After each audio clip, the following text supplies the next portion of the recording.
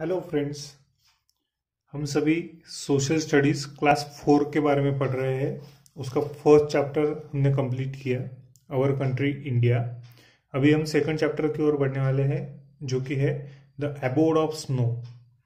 ठीक है, तो चलिए हम स्टार्ट करते हैं the abode of snow. Start करने के पहले ही, अगर आप और किसी ने ये वीडियो देखना चाहते हैं, अपने दोस्तों ने, ऐसा अगर आपको लगता है तो ये वीडियो ज़्यादा से ज़्यादा शेयर कर दीजिए। और अभी स्टार्ट करते हैं हम एबोर्ड ऑफ स्नो। तो देखिए, सबसे पहले मीनिंग क्या है एबोर्ड। एबोर्ड मतलब क्या है? घर। घर किसका घर? स्नो। स्नो मतलब क्या है? स्नो हम सभी जानते हैं बर्फ। बर्फ का एक फॉर्म होता है, एक्चुअल बर्फ का एक फॉर्म है जिसको स्नो बोलते हैं। ठीक है, तो कौन है अभी एबोर्ड ऑफ स्नो? कौन है? तो Himalaya. Himalaya is our abode of snow. हमने ये कंटिन्यूएशन में है फर्स्ट चैप्टर के। तो फर्स्ट चैप्टर में हमने एक टॉपिक पढ़ा था कि इंडिया के फिजिकल फीचर्स। उसको इंडिया को फिजिकली डिवाइड किया गया है 5 हिस्सों में। तो उसका पहला हिस्सा था the Himalayan range, abode of snow. तो उसी के बारे में हम पढ़ रहे हैं। तो let us start the chapter. The Himalayas from the world's largest mountain range. Himalaya क्या है? वर्ल्ड लार्जेस्ट माउंटेन रेंज है। They are fold mountain located in the south central part of Asia. ये क्या है? एक फोल्ड माउंटेन है। देखिए, अभी ये जो चैप्टर है, तो मैं रिकमेंड करूंगा कि आप पेन और कॉपी आप साथ में लेकर बैठे, क्योंकि बहुत से ऐसी टर्मिनोलॉजी है जो आप शायद पहली बार सुन रहे होंगे। मैं हर एक टर्मिनोलॉजी को एक्सप्लेन करूंगा। वो अगर आप लगे हाथ नोट डाउन करते हुए जाएंगे तो फिर आपको इजी हो जाएगा समझने के लिए। जैसे कि अभी ये है फोल्ड माउंटेन। फोल्ड माउंटेन मतलब क्या होता है? इजी वे में आपको समझाता हूँ। ये देखिए, ये ऐसा प्लेन हिस्सा रहता है। तो जब ये ऐसा ऊपर उठता है, मतलब ये देखो पेपर जैसा ही मैं अभी ये करता हूँ, ये देखो फोल्ड हो रहा है, फोल्ड हो रहा है, फोल्ड हो रहा है, ऐसा फोल्ड हो गया, ऐसा बढ़ते बढ़ते ऐसे फोल्ड हो गया। तो इसको क्या बोलते हैं? फोल्डिंग प्रोसेस बोलते हैं। तो यही जो जमीन होती है उसके बारे में भी होता है। जब दोनों तरफ से ऐसा प्रेशर बढ़ते बढ़ते जाता है दोनों हिस्सों से, तो बीच का जो पोर्शन रहता है, मतलब यहाँ पे बीच का जो पोर्शन रहेगा वो क्या हो जाएगा? ऐसे उठा हुआ हो जाएगा, फोल्ड हो जाएगा।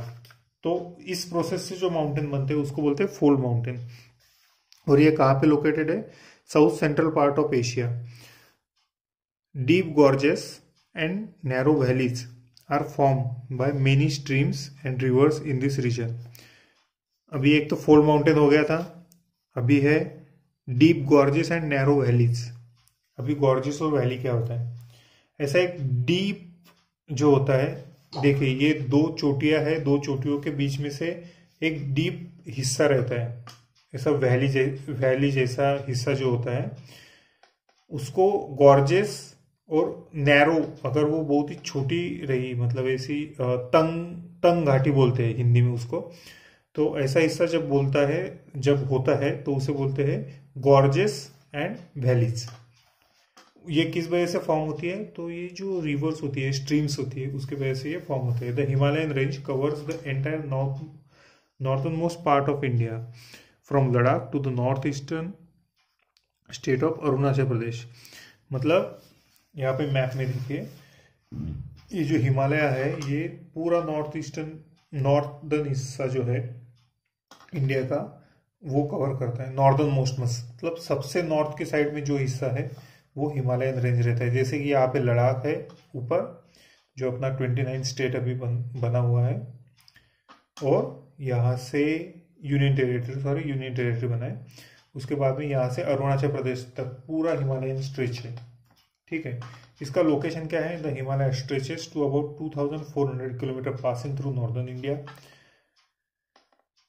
पूरा स्ट्रेच कितना है? 2400 किलोमीटर, यहाँ से यहाँ तक ऐसा जो पूरा स्ट्रेच है वो 2400 किलोमीटर से southern China, Tibet, Nepal and Bhutan, मतलब थ्रू नॉर्दर्न इंडिया। ये कहाँ से कहाँ तक है? ये northern India, southern China, China का जो साउदर्न हिस्सा है वो नेपाल, तिब्बत, भूटान और अरुणाचल प्रदेश, मतलब इंडिया का हिस्सा। यहाँ पे पूरा ये स्ट्रेच में हिमालय है। The width valleys from 150 to 400 kilometre. अभी हमने जो है इसकी लेंथ देखी 2400 किलोमीटर, वैसे विड्थ क्या है? 150 kilometers to 400 kilometers. Okay. The Himalaya encloses 9 of the highest peak of the world. Encloses 9 of the highest peaks of the world. मतलब हिमालय में जो टॉप 9 हाईएस्ट पीक्स है वो हिमालय में ही हमको देखने को मिलते हैं. ठीक है. अभी क्लाइमेट के बारे में देखते हैं. हिमालय में क्लाइमेट क्या है. Great Indian Himalaya influences the climate of the Indian subcontinent. Climate Himalaya का तो देखना ही, मगर ये बात भी जानना जरूरी है कि हिमालय की वजह से पूरा इंडियन सबकॉन्टिनेंट जो है, मतलब इंडिया और आजू बाजू के जो कंट्रीज है उन सभी के क्लाइमेट के ऊपर हिमालय की वजह से बहुत गहरा असर होता है. They also have a major influence on the monsoon and rainfall patterns. Himalaya किसके ऊपर इन्फ्लुएंस करता है. मानसून पैटर्न जो हमने पहले देखे थे, मानसून और रेनफॉल पैटर्न. मानसून और रेनफॉल हिमालय की वजह से बहुत ज्यादा इन्फ्लुएंस होता है. With in the Himalaya the climate varies depending upon the elevation and location of the place. With in the Himalaya the climate varies depending upon the elevation and the location of the place. जैसे कि हम generally देखते हैं कि एक जगह का नाम अगर लिया तो वहां पे सब जगह पे क्लाइमेट सेम रहेगा, मगर हिमालय में कैसा है कि अगर आप किसी निचले हिस्से में हैं, वैली रीजन में है, तो वहां पे क्लाइमेट अलग हो सकता है. और किसी चोटी, मतलब किसी अगर ऐसा जो है पीक के ऊपर अगर रहते हैं तो वहां पे क्लाइमेट अलग हो सकता है. मतलब इसको क्या बोलते हैं, ये हाइट ज्यादा है, ये हाइट कम है, तो इसको एक साइंटिफिक टर्म है एलिवेशन. एलिवेशन मतलब क्या, ये जो उतार का हिस्सा है जिसे हम उतार बोलते हैं, एक ढलान बोलते हैं, ये ढलान का हिस्सा जो है उसका ढलान के हिस्से की वजह से क्लाइमेट जो है वो कम ज्यादा हो सकता है. The temperature decreases as we go higher and the atmospheric condition become extremely cold. जैसे जैसे हम वैली की तरफ से पीक की तरफ जाते हैं, मतलब अप साइड में जैसे जैसे हम जाते हैं वैसे टेम्परेचर क्या होता है, कम होता है. और जो क्लाइमेटिक कंडीशन है वो क्या होता है, एक्सट्रीमली कोल्ड, मतलब ज्यादा से ज्यादा ठंड होती बढ़ने लगती है. ठंड बढ़ती है, टेम्परेचर कम होता है. याद रखिए, नीचे से ऊपर की तरफ हम जैसे जैसे जाएंगे वैसे वैसे क्या होगा, टेम्परेचर डाउन होगा. The slope of the mountain are covered with snow and ice. ये जो स्लोप्स रहते हैं, एलिवेटेड पार्ट, स्लोप जो रहते हैं वो किससे कवर्ड रहते हैं, स्नो और आइस से कवर रहते हैं. Cold winds blow from the high mountain towards the valley. तो जो कोल्ड विंड्स रहते हैं वो क्या हो जाते हैं, हेवी हो जाते हैं. कोई भी चीज अगर कोल्ड हो जाएगी तो वो हेवी होती है और वो नीचे जाती है, और जो चीज गर्म होती है वो लाइट हो जाती है, मतलब हल्की हो जाती है और वो ऊपर जाती है. हमेशा याद रखो कॉन्सेप्ट, ज्योग्राफी में बहुत जगह पे हमें याद आएगा. तो cold winds blow from the high mountain towards valley. The western Himalaya are covered with snow and are colder than the eastern Himalaya. Western Himalaya मतलब क्या है, वेस्ट साइड में जो है, ईस्ट साइड में, वेस्ट साइड, ये मतलब ये है वेस्ट, ये है ईस्ट. तो वेस्टर्न हिमालय क्या है, वो कोल्डर है, ज्यादा ही कोल्ड है. The western Himalaya are covered with snow and are colder than the eastern Himalaya. Compared to eastern Himalaya, western Himalaya cold है, ज्यादा cold है. Which are low in height. तो ईस्टर्न हिमालय क्या है, हाइट में भी थोड़े कम है और उसकी वजह से क्या है, ज्यादा कोल्ड भी नहीं है. They are not snow covered but receive heavy rainfall during the monsoon season. मतलब ईस्टर्न हिमालय ये साइड जो है, ये अभी दोनों को कंपेयर अगर करेंगे तो कंपैरिजन क्या है, देखिए. वेस्टर्न हिमालय हाइट में ज्यादा है, हाइट में ज्यादा है तो क्या होगा, टेम्परेचर कम होगा, और टेम्परेचर कम होने की वजह से बारिश कम होगी. ओके. अभी ईस्टर्न हिमालय क्या है, कंपेयर टू वेस्टर्न हिमालय. हम बात किससे कर रहे हैं, कंपैरिजन दोनों का कर रहे हैं सिर्फ. तो compare to western Himalaya, eastern Himalayas are क्या है, हाइट में कम है, lesser height than western Himalaya. Okay. तो ईस्टर्न हिमालय हाइट कम है, हाइट कम होने की वजह से क्या होगा, टेम्परेचर कंपैरेटिवली क्या होगा, थोड़ा सा ज्यादा होगा. कंपैरेटिवली टेम्परेचर थोड़ा सा ज्यादा होगा. और स्नोफॉल है क्या, टेम्परेचर ज्यादा है तो वहां पे स्नो नहीं रहेगी और बारिश होगी. ठीक है. तो यहाँ पे बारिश ज़्यादा होगी, स्नोफॉल कम होगा या तो ना हो, नहीं के बराबर होगा, और बारिश ज़्यादा होगी और टेम्परेचर भी थोड़ा सा ज़्यादा होगा। ठीक है, ये दोनों बातें ध्यान में रखो। अभी फिजिकल फीचर ऑफ हिमालय। तो the Himalayan range and mountain is divided into 3 parallel ranges they are. अभी ये जो हिमालयन रेंज है ये टोटल 3 हिस्सों में बटी हुई है, मतलब इसको 3 पैरेलल रेंजेस है। एक्चुअल एक ही पहाड़ नहीं है, ये 3 पहाड़ है, जो कि ऐसा पूरा रेंजेस है। क्या है रेंजेस? रेंज मतलब क्या? The sets of mountain. First part क्या है? द ग्रेट हिमालय और हिमाद्री। सेकंड पार्ट है द लेसर हिमालय और हिमाचल, और थर्ड पार्ट है द आउटर हिमालय और शिवालिक। अभी एक एक करके इसके बारे में देखते हैं तो आपको समझ में आएगा। अभी ज़्यादा लोड मत लीजिए, अभी हम एक एक जब करेंगे तो आपको ख्याल में आएगा। द ग्रेटर हिमालय और Himadri, they are the highest range of the Himalaya. देखिए, हिमालय ऑलरेडी वर्ल्ड में सबसे हाईएस्ट माउंटेन है, और इस हाईएस्ट माउंटेन में भी जो 3 रेंजेस है उसमें सबसे हाईएस्ट कौन सा है? तो ग्रेटर हिमालय और Himadri, with their height ranging from 6000 metre to 8000 metre. इसकी हाइट क्या है? 6000 मीटर टू 8000 मीटर।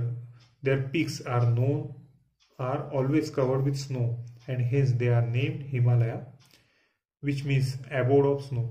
अभी ये हिमालय में क्या है? ग्रेटर हिमालय में, हिमाद्री में क्या है? इसकी हाइट है 6000 टू 8000 मीटर्स। अभी सबसे ज़्यादा हाइट है, हमने पहले ही पढ़ लिया। तो ज़्यादा हाइट है तो ज़्यादा ठंडे भी होंगे, और ज़्यादा ठंडे होंगे तो हमेशा बर्फ से कवर्ड होंगे। Okay, the highest mountain peak of this range is the Mount Everest. It is located in Nepal and has an altitude of 8848 metres. इसमें सबसे हाईएस्ट, अभी देखिए फिर से हम देखते हैं, पूरे वर्ल्ड में हाईएस्ट क्या है? हिमालय। पूरे हिमालय में हाईएस्ट क्या है? ग्रेटर हिमालय, मतलब हिमाद्री। और ये हिमाद्री में सबसे हाईएस्ट क्या है? तो माउंट एवरेस्ट। उसकी हाइट क्या है? अल्टीट्यूड मतलब क्या है? Height 8848 metres. ओके, लगभग 8848 मीटर्स याद रखिए।